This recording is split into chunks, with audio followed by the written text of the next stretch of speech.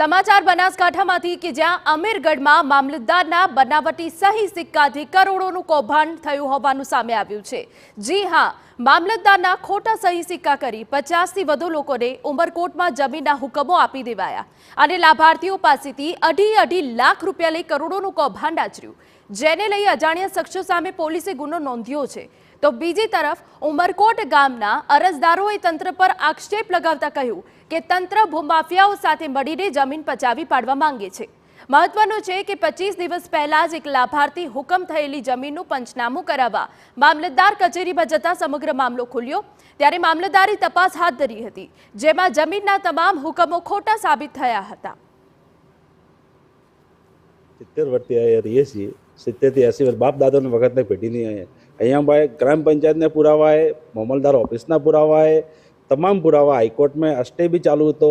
એ કોઈ ખોટી રીતે જગ્યા નોમે થઈ ભૂમાફિયા નોમે ને એમાં સાહેબજી અમે કોઈ આ મામલદાર ઓફિસે ગુનો દાખલ કર્યો એમાં અમે કોઈ જાણતા નથી ને એમાં એવું આ રે ભાઈ ભૂમાફિયા નોમે જગ્યા થઈ એમાં સરકારી અધિકારી બીજા તમામ અધિકારીઓ અમને કોઈ અમે લગભગ 70 વર્ષથી 30 થી 35 અરજી આપી, આવેદનપત્ર આપ્યા, પણ અમને કોઈ નિકાલ મળે નથી। અમીરગઢ મામલદાર ઓફિસે ગુનો દાખલ કર્યો એમનો અમે કોઈ ખબર નથી, કોઈ જાણતા નથી। તો બીજી તરફ ઉમરકોટના ગ્રામજનોનું કહેવું છે કે તે જમીન તેમને ફાળવણી થયેલી છે અને આક્ષેપ લગાવ્યા છે કે છેલ્લા 7 વર્ષથી આ જમીનને લઈ વિવાદ ચાલી રહ્યો છે। કોઈ ભૂમાફિયા જમીન પડાવી લેવા માંગે છે એટલે સમગ્ર કારસ્તાન રચ્યું હોવાના આક્ષેપ કર્યા। ઉલ્લેખનીય છે કે ગત 29 જાન્યુઆરીએ ઉમરકોટના અરજદારે આ જમીનને લઈ લેન્ડ ગ્રેબિંગની અરજી દાખલ કરી હતી અને અરજી મંજૂર પણ થઈ ગઈ અને તેની તપાસ પણ મામલતદારને સોંપાઈ, પરંતુ તપાસ કરવાને બદલે મામલતદારે અરજદારો પર જ ખોટી ફરિયાદ દાખલ કરી। તંત્ર ભૂમાફિયાઓ સાથે મળીને જમીન પચાવી લેવા માંગે છે તેવા અરજદારે આક્ષેપ કર્યા।